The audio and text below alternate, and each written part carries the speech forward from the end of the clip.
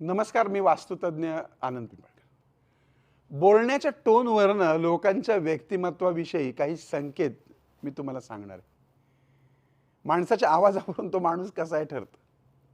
एखाद्या व्यक्तीचा गंभीर आणि स्थिर आवाज असेल तर असा माणूस आत्मविश्वास असणारा, स्पष्ट विचार असणारा आणि उत्तम निर्णयक्षम व्यक्तिमत्व असतं. काही लोक खूप हळू बोलतात, सौम्य बोलतात, नम्र बोलतात. तर अशी लोक भावनिक, समजूतदार आणि शांत स्वभावाची असतात. बरीच लोक खूप वेगाने बोलतात, उत्साही असतात, ती अशी या स्पीडने बोलतात. ही मंडळी उत्साही, उतावेळ आणि कधी कधी अस्थिर मानसिकतेची असतात, कारण ते खूप घाईघाईने बोलतात. अत्यंत मोठ्या आवाजाने बोलणारी लोक हे आक्रमक असतात, आत्मकेंद्रित विचाराचे असतात आणि आपलं म्हणणं समोरच्यावर लादण्याची त्यांची प्रवृत्ती असते. काही मंडळी नुसतीच हसत खेळत बोलतात, काही झालं की हसतात. तो माणूस मेला. हे जे हसत खेळत बोलतात ना, हे लोक मित्रत्वाची वृत्ती ठेवतात. ते लोकांना सहज आपलेसे करतात. कोणत्याही गोष्टीचा ते ताण घेत नाही.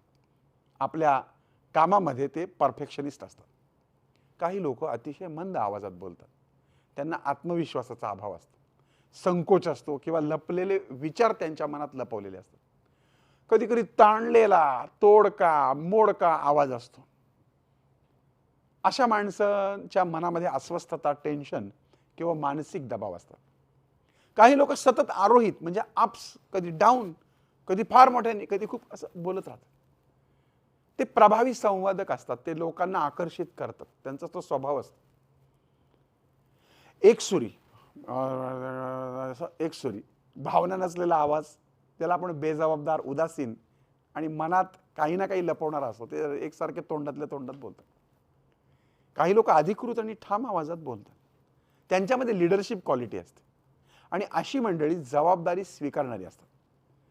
काही लोक चिडचिड, खवचट अशा नकारात्मक टोनने बोलतात.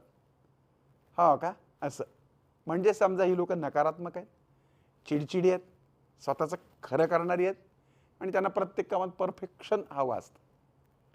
काही लोक गोडसर आणि मोहक टोनने बोलतात. ते लोक चाणाक्ष असतात. समोरच्याला पटवून देण्याची क्षमता आणि राजकीय व्यावसायिक हुशारी या मंडळींमध्ये असते.